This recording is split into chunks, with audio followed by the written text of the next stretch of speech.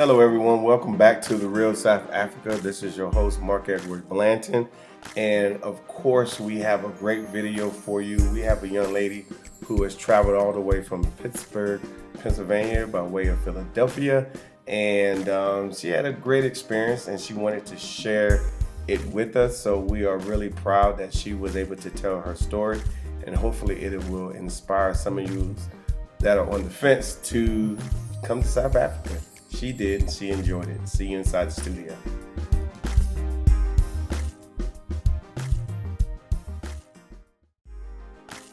All right, guys, it is a long way to South Africa, but when you get here, hey, you're here in, one of the greatest cities in the world. South Africa and Johannesburg is a world city that, a lot of people come and visit and actually enjoy. There's so much to see here. There's so much to do. And of course, we're so happy that we're able to host Chelsea. Again, her first time on the continent, her first time in Africa, and of course, her first time in Joburg. Like I said, she's a special individual. So we wanted to, bring it to you guys first class. Of course, her interview is coming up, but we just want you to understand that Chelsea's an art person. She has a great story and she's going to tell you a little bit about her art journey inside her interview. So I don't want to spoil anything. I don't want anybody to know more than what they need to know, but continue to watch the video. Of course, we would love for you guys to subscribe to our channel so you can see more content like this. It will absolutely open up your eyes for the possibilities of coming to South Africa as a tourist. Now, we took Chelsea to a very nice location here in the Rosebank area of Johannesburg. It's called the Grillhouse. Very nice cuisine here, very nice food. And we feel that everyone needs to have the opportunity for a fine dining experience here in the Republic of South Africa. There are so many different places, but this place here we really like a lot. The food is really good. The service is top notch. And of course, the drinks and the wine, the Hennessy, everything just kind of vibes together and so forth. So yeah, if you're interested, obviously, when you come on your trip, we can make sure that you have the opportunity to have a great dining experience here in the Republic of South Africa. Now, with no further ado, we are ready and Chelsea's ready and here she comes. Enjoy. I'm data driven, so I need to see, or data driven. So I need to see numbers, and I'm also visual, so I want to see graphs of like how those numbers are represented. So like I study geography and urban studies, so I'm used to looking at numbers by county or by like province or country. So I was looking at that a lot when it came to gun violence and violence in general, like within the states, and just comparing it to what happens in the rest of the world. I'm like, no, I don't think there's anywhere else that compares to that when you look at the numbers, the raw numbers of it. Yeah. And then also the types of crime, like how violent is it versus, petty theft or even armed robbery. Yeah. It's different when it's mass shootings versus, just like, a one-on-one tussle. So, we talk about mass shootings and you were saying that, there's multiple gun shootings per day in the U.S. Like, obviously people hear that here in South Africa, but they don't translate it to saying that like that place is worse. They still think for some reason that like they're less safe here in South Africa than they would be in the States. Like, what's your take on that? I don't know why, because I know you all get that question a lot around like, is it safe? But I'm always curious to know like, what is people's thought around safety? Do they have a false sense of reality on what safe is? Because when I think of safety, I think of like, okay, COVID safety. Like South Africa is definitely, I've had more hand sanitizer in the last like few days than I've had the whole pandemic from like, people giving me hand sanitizer. I can say that for sure. We keep it on our person, but there aren't, everywhere you go, you don't have access to it like that. There's some on the table right now. Yeah, exactly. Or, when you go into a store, they're like hunting you down to be like, hey, we forgot to spray your hands. Exactly. Like I've had that happen multiple times. Yeah. So I think about like COVID safety, and it's definitely safe area. If you think of the raw numbers, like look at the raw numbers for South Africa that they're reporting, and we know like everyone is underreporting, but look at their numbers and then look at the U.S. numbers and then see like, okay, which one is safer? And then I think of crime numbers, like what does the gun violence look like? And then I think the piece that people underestimate on that is in those crime numbers. numbers and in the gun violence numbers, how much of that is police violence and police murders. So you have to think about that, because I know it seems like from talking to people, everyone's like coming up to me and they're like, oh, I'm so sorry about George Floyd. And I was like, oh, that wasn't even the worst thing that happened to us. Because like there were so many other police or state sanctioned murders of Black people in 2020 alone. So in my mind, I was like, oh, I didn't even watch that video. Like in my mind, I'm thinking about like some other video, and they're like, wait, there are other videos? And I'm like, yes, there are plenty of other videos. They're like, send them to me. And I'm like, I'm not going to traumatize you by sending you all these videos. No, but that's true, because that was the one that actually caught the world's attention in the middle of a pandemic, right? Yeah, and I'm still wrapping my brain around. I'm like, that wasn't even the most violent because, one. I mean, who's gonna walk around and broadcast their dirty laundry? Like, no one's gonna do that. But when you talk about, America having good PR, if we actually aired our dirty laundry, would we be able to, put out a pretty face to the world? No, and I get it, because it's a money thing, and it's a country built on capitalism, and coming here to build, and that's kind of the American dream. But I wish people had more access to local news, even if they could just like pick a city in the U.S. and like follow that city, like pick Louisville, like some random city, or Chicago, not Chicago, maybe. No, not. don't pick Chicago. You'll be traumatized from Chicago. Charlotte, maybe Charlotte. Like pick okay. Memphis. Memphis is like a Charlotte. Okay. Cincinnati, maybe Cincinnati. Okay. Yeah, like pick a random city and like try to like look at their local news and see what they're showing, because they always show the worst of what happens on the news, because they want to like the fear mongering within the news. So look at that and just follow that for like 2 weeks and see how many incidents that they promote, because you don't see positive news in the U.S. like local news. It's normally fires or whatever's happening. When you say positive, it's so funny, because like when we watch, say, the nightly news that comes on, it's so funny. Mark has it down to a science. He's like, okay, watch this. They'll be like, bad news, bad news, bad news, bad news. And then be like, and then they'll end you with like a little story of hope. They're like, and on a good note, they put this little thing at the end. It's like, and it'll be something about like they saved a dog. I'm like, what about people? Mm-hmm. Give me a people feel good story. Like, no, we can't. Okay, no. I was trying. It might be like a kid won an award or something like that.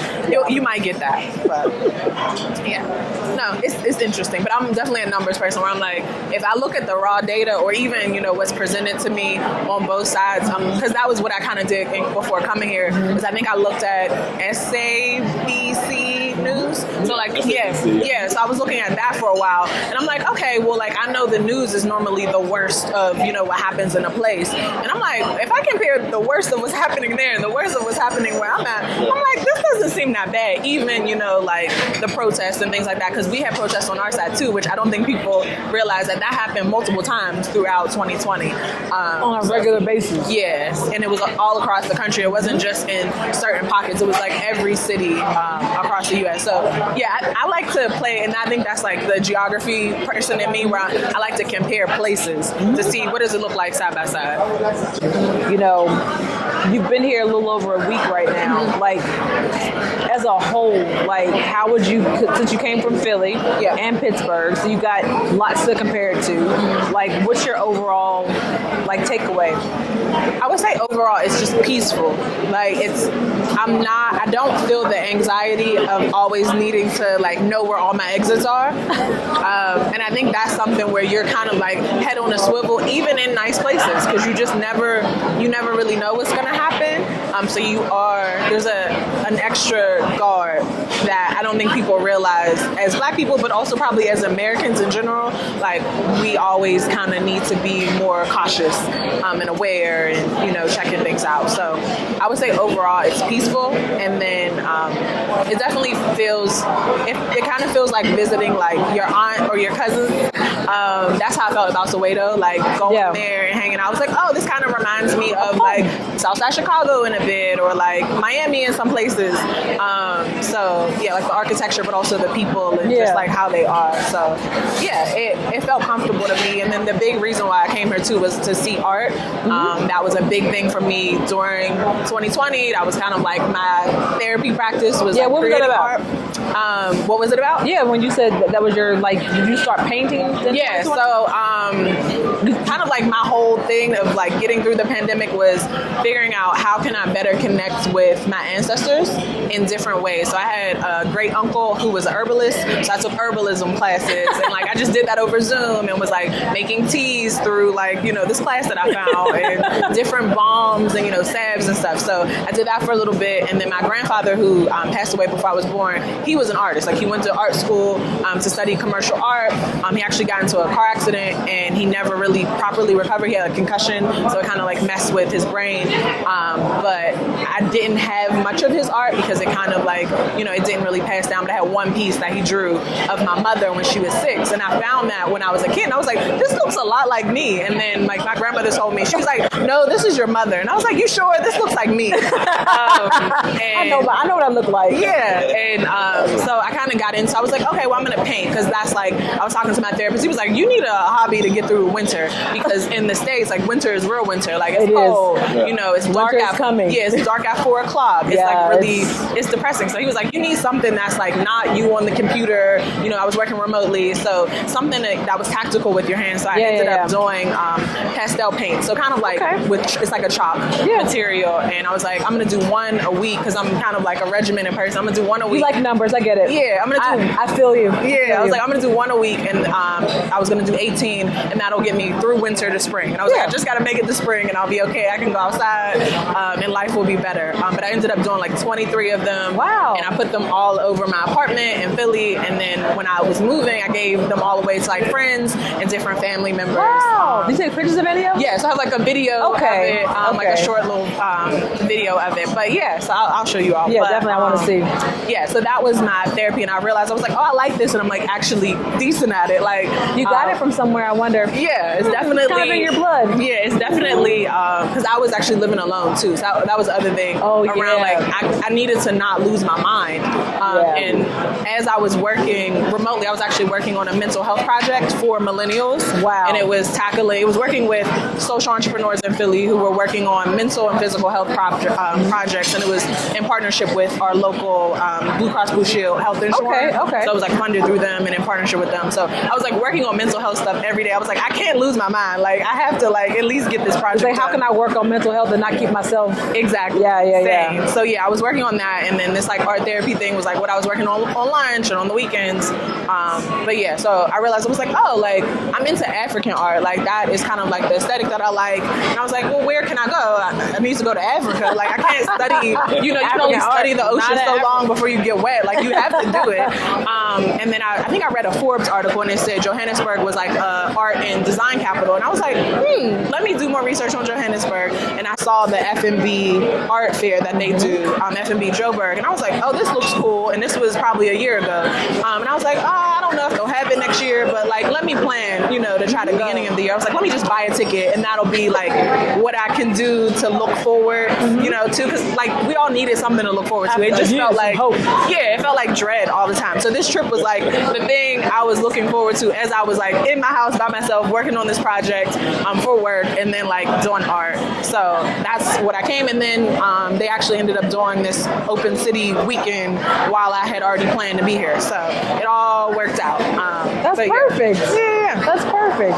Yeah. And last night you went to a film viewing. Yes, that was great. From one of your friends. So it was a film screening of a local filmmaker. It was about a Zimbabwe immigrant, his story, and kind of like the shenanigans he got into. But it was really good, and we got to, the filmmaker was there. Okay. So we got to kind of hear a little bit about his perspective, and then see your friend's art gallery space. So see some of the art. And she shared kind of like the process, because she said she works with artists all around the country, which I was like, oh, that's cool. Like I wonder what the design aesthetic is, and you know, on the coast or in the Western Cape versus Durban. So it was cool to kind of see that. She's brilliant. Yeah. She's brilliant. Like you should probably spend a little bit of time with her if you can. Yeah. We'll see if we can make that happen.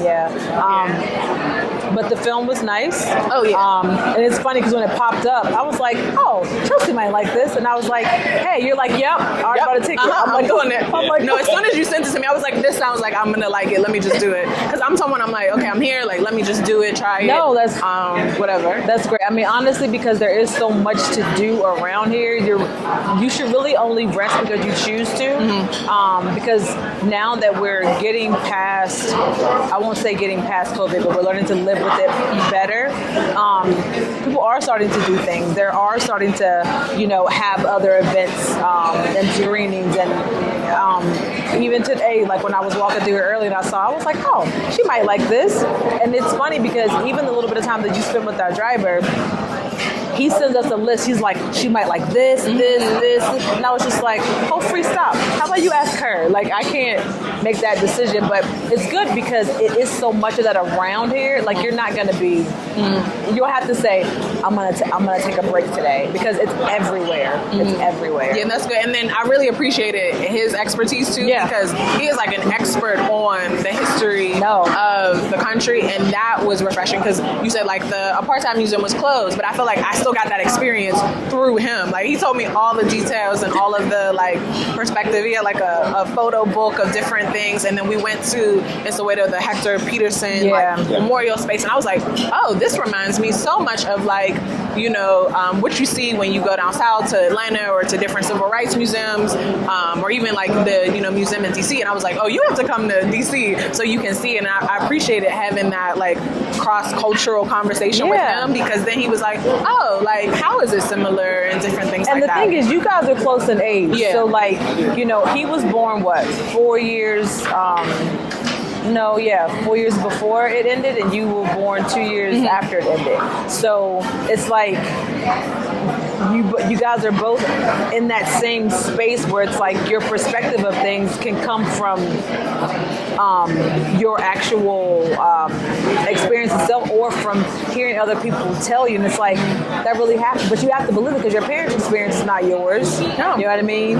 His parents' experience is not his.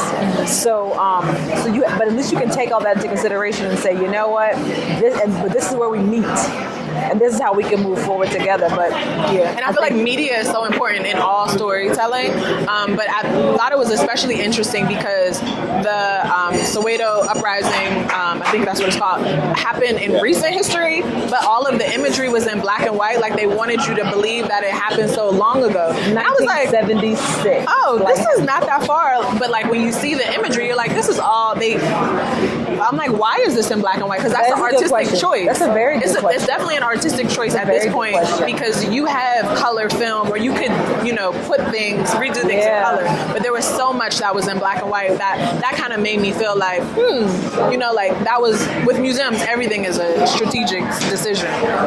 So there were certain things like that where I was like, okay, like, I wonder why. That's a very valid point, because I remember the first time we went there, and as I'm looking at the picture, obviously my first thought is, oh, this happened a long time ago, right? And then you read it, and it's like, 76. I was like, that's 2 years before I was born. Like, but it didn't say to me, this picture should not be in black and white. I was just like, it really wasn't that long ago. But when you think about what you just said, it's like, oh, they purposefully want you to think it was so long ago. But what's even more profound when you say that is because when you talk to people here, they also act like it was so long ago, and that they should be further along in their democracy. And it's like, but you're only 27. Like, you're not that. But it's like, oh, I'm like, no, that was like yesterday.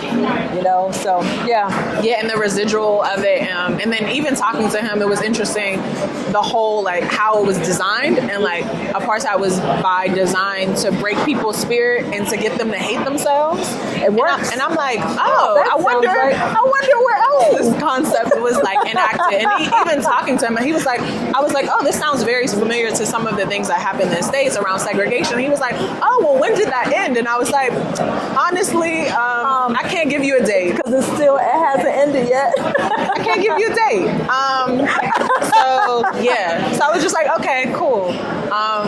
But yeah, I I think the parallels and that fight, that spirit of like fighting for your rights, I think that's something I know like happens in other African countries, but it's so similar to the U.S. and I think that's why I feel more comfortable too. Where I'm like, oh no, I can actually relate to what the experience is because apartheid is so similar to Jim Crow, and like there's certain Jim Crow things that are still going on in the States as it relates to segregation. Well, when you say certain things are still going on in the States, the truth of the matter is Jim Crow gets recycled and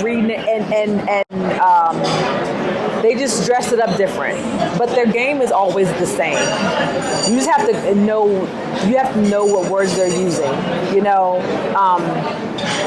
And I think that that's one thing that as we get older in America, it's like because the people that are there to tell us how it was, we think this new thing is new, but it's like, nah, they just went back to the playbook, named it something different, and now it's this, and now it's this, and we just keep thinking, oh, this is going to be better this time. And the truth of the matter is, their playbook is never going to change. Yeah, and that's the hard part because so much of, and I think the release here is, I feel like you don't have to play that game. Right. You know, I'm sure there's their own, processes and things, but it is very much a game that you're playing in the U.S. And we realize, so in Pittsburgh right now, there for the first time, there's a Democratic nominee for mayor. So it's a really big deal who's black. Wow. So that's a huge deal.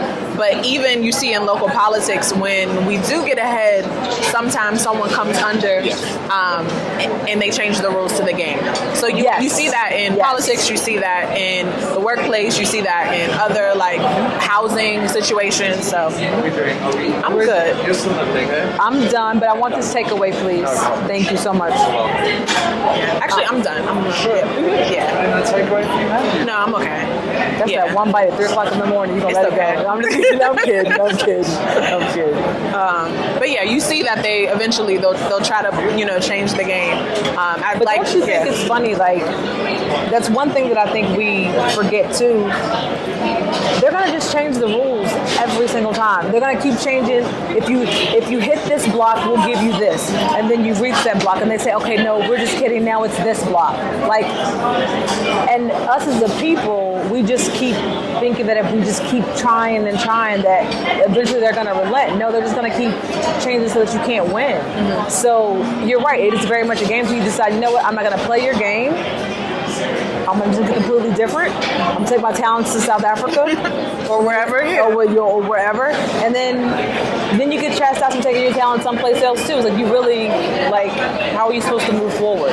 Yeah. And I think something that's big for me is like, I switch jobs a lot. Like I kind of look at my work as project based. And I always tell my parents, because they're like, oh, you're so millennial. Like you always moving jobs or moving apartments. And I'm like, Mom, Dad, like I go where the love is. And like sometimes that's money, but sometimes that's respect. And like wherever I feel respected or wherever I feel appreciated, I'm gonna go there. Like my loyalty is to my family and to my friends. It's not to work. So like I think that's a new concept for my generation, that older generations, they were playing that game where it's like you gotta be loyal. Like my dad worked at, one place for 35 years. It's like I'm not doing that. Like, like you're not gonna see me do that. I'm gonna, try different things and move around. I'm out. South Africa's been treating you okay? No, it's been great. Literally, when I go places, they're like, "Where's your rewards card? Like, you live here?" And I'm like, "I'm sorry, I don't have a rewards card." And they're like, "Where is it at?" And I was like, "No." Like, I showed them my passport, and they're like, "Oh, okay. Like, we get it. Do you want to sign up for one?" I'm like, "No, it's okay." Thank you. Yeah. But no, it's been like, I just appreciate being able to blend in. I don't think people realize like how important that is, because I've worked in industries where I stood out. Like I was the only black person, I was the only woman. So I worked in construction for a little bit with those businesses. So it was like very much a white male dominated space. Yeah. So I appreciate being able to just like be like I can blend in, and there's safety in that, I think, for me, in just being comfortable. So I'm excited to see. No, it's good. It's funny because, when you say blend in, it's not even really a matter of blending. It's just that we come in so many different shades that it's like, where are you really going to go to stand out? Like, where would you go here to stand out? And the places like, there's nowhere you can actually go here and stand out, but there's plenty of places we can go on that side to stand out. I mean, you can go to the grocery store and stand out. Yeah, malls, there's certain stores, like we went to the Mall of Africa and I was like, oh, like even in going to a luxury store in the US, there's kind of that like, okay, you have to put on, you know, to like have a different look. Or I don't think people realize, or maybe they do here, like you have a voice that you use when you're talking to customer service on the phone. So like you're acting so much. And I'm like, this is draining. But like it's just normalized. Like, oh, I'm talking to, you know, your cable company or something. You have to put on that voice because you know you'll get better treatment if you put on that voice. But I like how you call it that voice, but you know, I know what you're saying. Yeah, it's the code switching, but you're doing it so much. I feel like after a while you start to be like, what is my real accent? Like I can't even remember. I ask myself that question sometimes too. Yeah, what is it really? But no, it's been so far, like I've just gotten a taste, but I'm really excited to see You've more. only been here, is this about 10, 11 days? Yeah, it's about 10 days so far. But I feel like the first few days was just me like resting and kind of adjusting because I am here for such a long time. I was like, I don't feel the pressure to like go in and go hard immediately. You're young, you got a lot of potential. Would you recommend South Africa as a place to visit? Definitely. So I think there is, like, I am blessed that I have time to do this, but if you are working remotely, I feel like this is a great place to come and kind of like camp out for a little bit and test it out and see, because I do think, like you said, there's so much to do.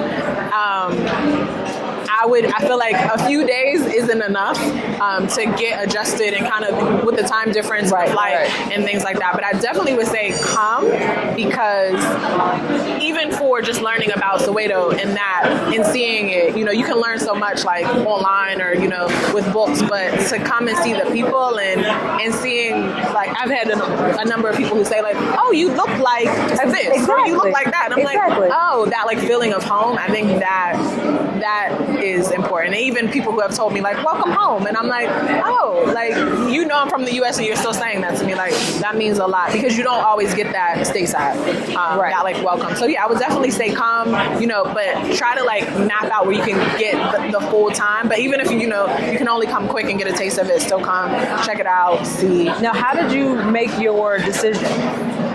Like, because you obviously knew you were going to go someplace and do something. Like, how did you make the decision to, like, on Africa, on South Africa? So for me, it was kind of relating to, like, where's the easiest point, and understanding, like, the visa on arrival piece. So right now in the U.S., or it was a few months ago, very difficult for passport renewals and visas. So I think that was a huge win for South Africa, where I was like, oh, like, I don't have to worry about this. I don't have to deal with this stateside. I can just come, and that made it so easy with the process of, you know, like, just, you know, following their protocols for the pandemic, but and even that, like, I feel like very much safer than anywhere I've been in the US, big cities, smaller towns, East Coast or Midwest. So yeah, I think that made it easier, I felt safe coming, because I felt like, you know, they were taking that precaution.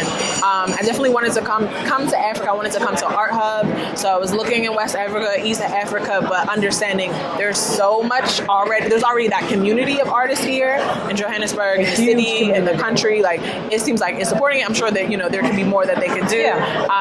But that made it big for me too. And then understanding, like, the continent is my age group. So, like, in the US, we're listening to Afrobeats. Amapiano is huge right now. Like, huge. I don't think people understand, like, from the stateside, like, that is what we're listening to, because we haven't been out, like, partying, but, like, talking to my friends, I was like, oh, you're listening to that too? And, like, you'll see it on Instagram where it's like, oh, like, this video went viral of, like, let me find out one of the DJs and stuff like that. So yeah, like, there's definitely culturally, I was like, oh, this makes so much sense and it's so easy. And then that whole, like, feeling welcome and blending in factor, I think that's always important to me, because I want to come somewhere and feel at home. That's, like, how I want to travel. I'm into slow travel, so I don't want to just come, see the touristy things and go. Like, I want to come and, like, meet people and feel at home. So, you know, but from the cultural perspective, from the art to the music, the food is also great. Like, you can get anything. And also the food is so much better. I don't even want to go into like food systems Please in the go US. ahead. No, you can do that. You can go into food systems Yeah, in the so US because people don't understand they think that when we say the food is so much better here, it's so much fresher, it's so much whatever. It's like, oh, you're just saying that. I'm like, no. To have to go back to eating in the U.S. after eating here, even on vacation, I'm gonna be like, what am I eating? So talk about the food system. So in part of like what I went to school for, we studied a lot around sustainability. So we were watching all those food documentaries, learning more about like the U.S. and their food system and how harmful it is both to the animals but to the environment. And so much of our food is GMO, so it's like created in labs, and then even tasting. So I tried like chicken licking, and I was like, oh, this is real chicken. Yes, because the size, if they could see the size, ridiculous. If they could see the size of chicken in the U.S., it is pumped with so many hormones to get that big. It doesn't just naturally. It's not in there doing weight. This is a chicken wing in the U.S. Yeah, that could literally be. It's huge. So, like systemically, the way the system is designed, it is designed to make food big. Yes, so, because there's so many more people. Yes. And to make it, they lose a lot of the health. But even buying some of the food at the grocery store, like prepared food, looking at the back of the ingredients, I was like, the ingredients just say chicken, carrots, spices. I was like, there's no way that you would ever in the U.S. look at the back of some ingredients and just see real food. There will always be like at least 4 or 5 chemicals listed on the back of ingredients. So there's things like that where I'm like, I don't think people realize like, no, the system here is better for your food. And even like, I feel like, your digestion and everything, like it's way better for your system, for your body. And I can see why like America, we have so many issues with obesity and things like that. Digestion problems, Crohn's disease, heartburn. And your immunity is, tied to your gut. So like, there's so many things health related where I'm like, this is designed to keep people better. And even in looking at some of the signs around like COVID, where it's like, like wash your hands, keep 6 feet apart. One of them said rest. And I was like, I would never see that where I'm from. Like they would never encourage people to take care of themselves in that way of resting. It's more like take care of yourself so that you can feed the machine so you can work keep going. Yeah. And I was like, oh no, they've never, even in the messaging around the pandemic, they haven't even recommended that to people. Like if you feel sick, take time off, because that was the other piece I don't think people realize. People my age don't come because we don't have enough vacation days. That's true. If I was working a project right now, I would have to use all my vacation days just for like a regular trip, not even this like extended time, because most people are getting 10 or 15 vacation days for the year. That's in counting like you're traveling for holidays, you're traveling to see your family, Well, how are you supposed to do that? Yeah, so you're getting maybe 1 or 2 quick trips a year, and that's why a lot of people in the U.S. stay in the U.S. to travel, because you can do a long weekend, to certain places that are really popular. You can't come overseas, so a lot of times we don't get over here because we don't have. Thank you for that perspective. Yeah, I appreciate that. So, I mean, I think that's probably why a lot of people that are looking to travel have basically saved up all their time from last year and this year, and they're just going to put it all together to try and stay. But we do have people say, like, I'm not going to be able to take that much time off. I get it, and that's sad, because when you think about how South Africa runs, like pretty much the whole country is going to go on holiday in December. I heard they like you all. So I was trying to explain to the guide. I was like, which we became friends. I feel like he like gave me a South African name. Dude, you're friends. That's like my brother. So he was like, you all get off like 2 weeks for Christmas. His face is like, what's that? Yeah, I was like, if most places you get Christmas Day, and you get New Year's Day, and you'll probably get Christmas Eve, maybe get, sometimes you'll get New Year's Eve. That's it. Like it's better workplaces might give you the week between Christmas and New Year's, but that's being generous. Yeah. So that's 1 week. That's it. And you still want to visit your family. You still want to do things. You might want to see friends for New Year's. And I'm like, we don't get, like, it's very much a culture of work, because you have to. Like when people say like, oh, I heard everyone in the States has 2 or 3 jobs because they need to live. They want to eat. Yeah, like it's not like luxury. Like you have disposable money. No, like you have to pay for health insurance. insurance, you have to pay for all these things. And I'm like, no, you're working 2-3 jobs to survive. You don't have like extra money. So no, it's not. Like, the roads aren't paved in gold. Extra money again? No. No, this wasn't extra money. And then the other piece that I asked was when I first got here, I was like, oh, so like, are you all having any supply chain issues? Whoever I asked looked at me like, what are you talking about? Yeah, like what is? They did not know what I was talking about. I was like, oh, in the U.S. there's real supply chain issues. I saw the news around basic food, the toilet paper like thing. We never had that issue. Oh, okay. Never. Yeah, so it's a lot of like, I'm like, that's all structural because it's a supply chain like that is designed. So yeah, where it seems like here you get a lot more local food and local products. So, but they have their own farms where the meat comes from here. So yeah.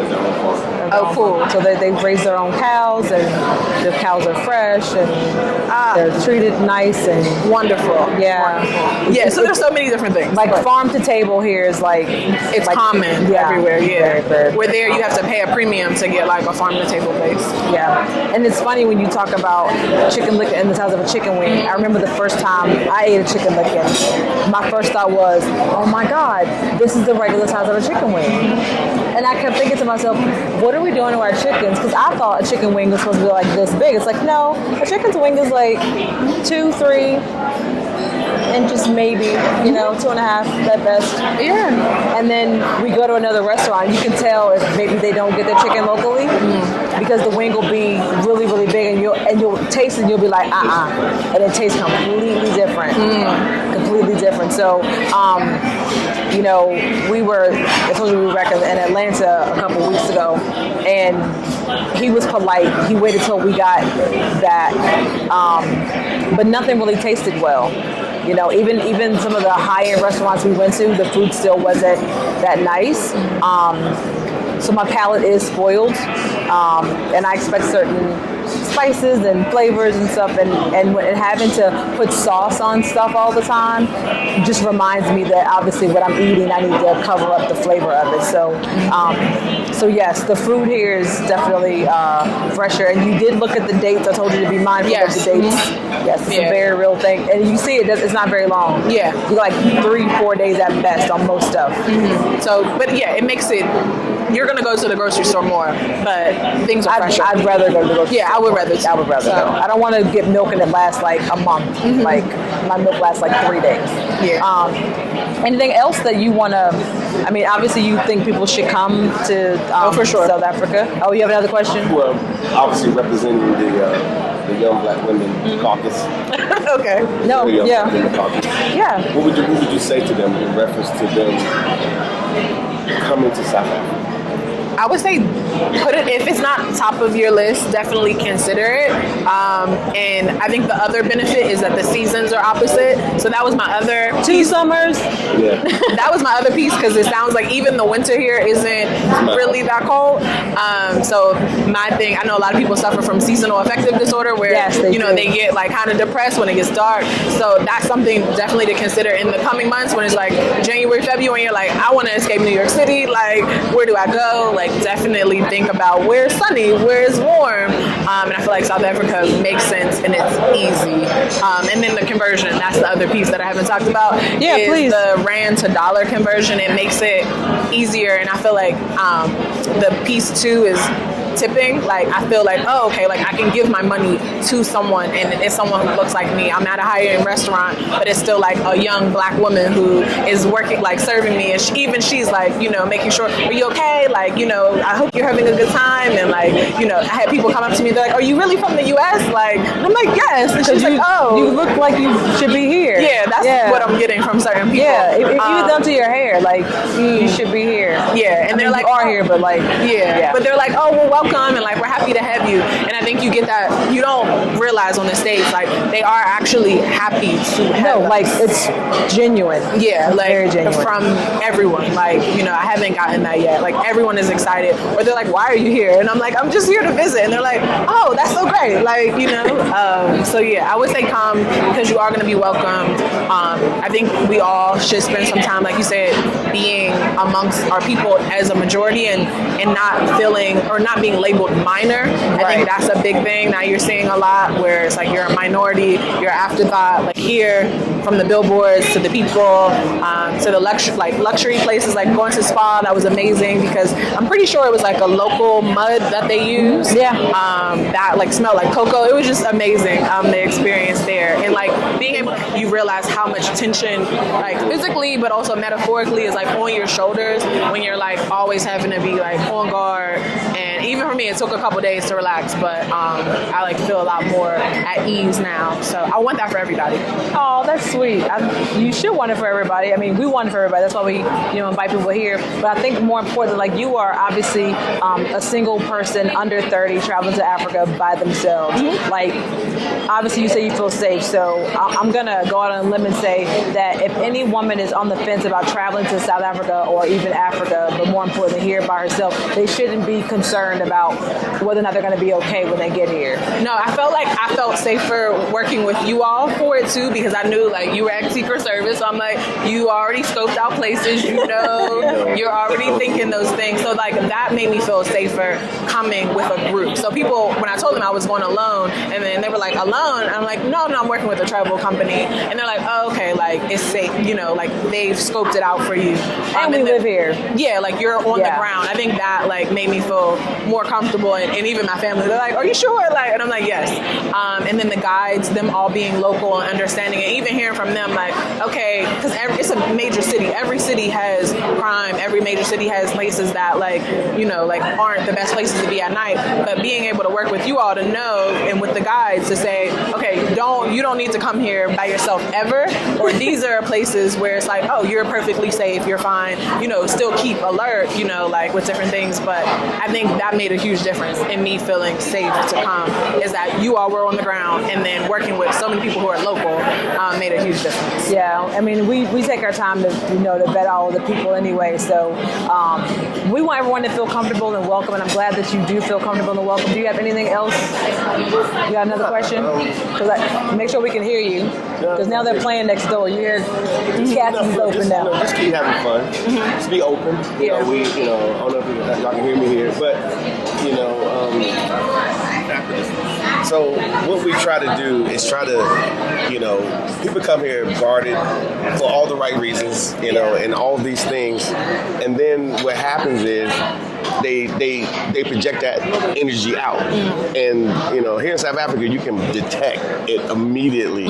So I say to you, have fun, relax. Yeah. And I did, and then obviously you're having fun and you're relaxing, but there are those that come guarded, so it's hard to let your hair down.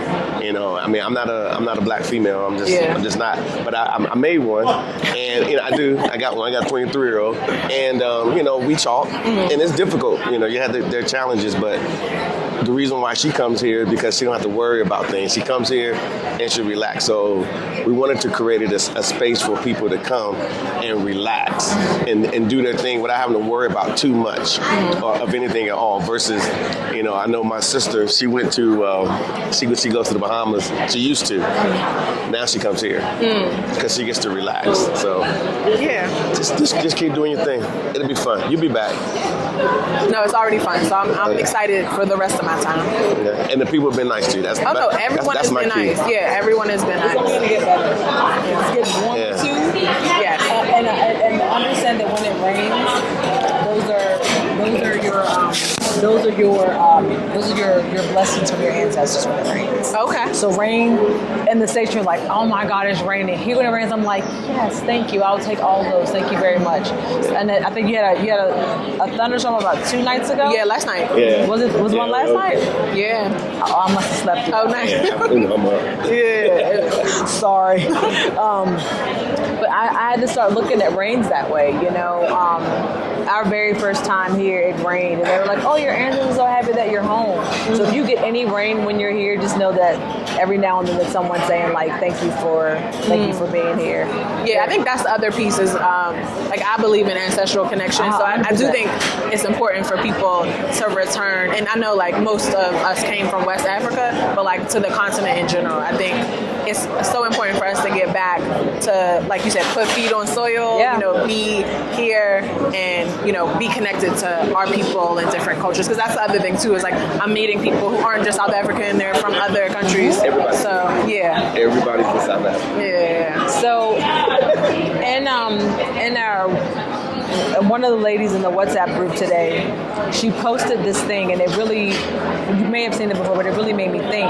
And basically, it was saying like, and you'll like it because it's all numbers. It's called Ancestral Math. Oh yes, the numbers of people. So like I saw this. So it's like over 100 of your ancestors made that journey from Africa to America, and they survived that like very intense journey, which I don't think people on this side fully understand the full like treatment of us for that whole process, and even on the other side. So when I saw this, and I didn't obviously, I had my own thoughts around it before I saw this, but I would always say, when I think about us coming back here, I'm thinking of all the years of slavery from the time they took us and we're over there. I'm like, we survived. But when you look at the numbers, it's like, wow, like that's a lot of things that went before you that they endured for you to even just be, for you to get back here. Like the least you could, I'm not saying least, but like the least you could do is come back and understand that like all those people before you went through all this stuff. Like just come back and feel it. And when you get here, you're kind of like, okay. And if you're open at all to like hearing your ancestors and listening to them, when you're here, it's so much more open. It's so much more open.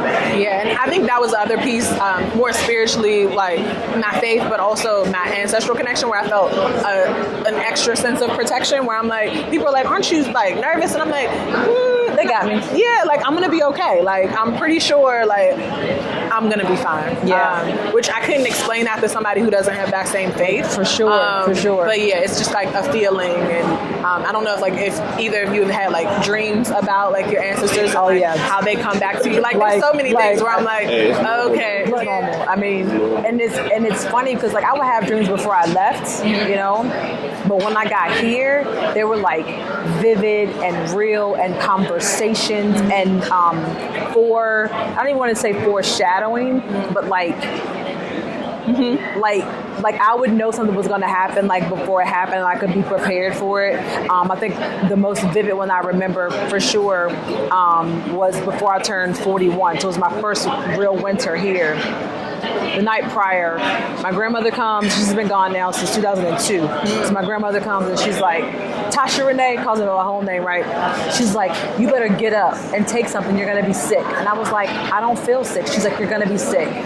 Woke up the next day, my actual birthday, fever, sick as a dog. He's like, what is wrong with you? Because I don't get sick that often. I was like, I don't know. He's like, you have a fever. Like, so he goes to give me medicine. I take the medicine, I sleep the whole day. The next night, she comes back. She's like, Tasha Renee, did you take that medicine? I was like, yes, ma'am, I took it. She's like, okay, you'll be fine.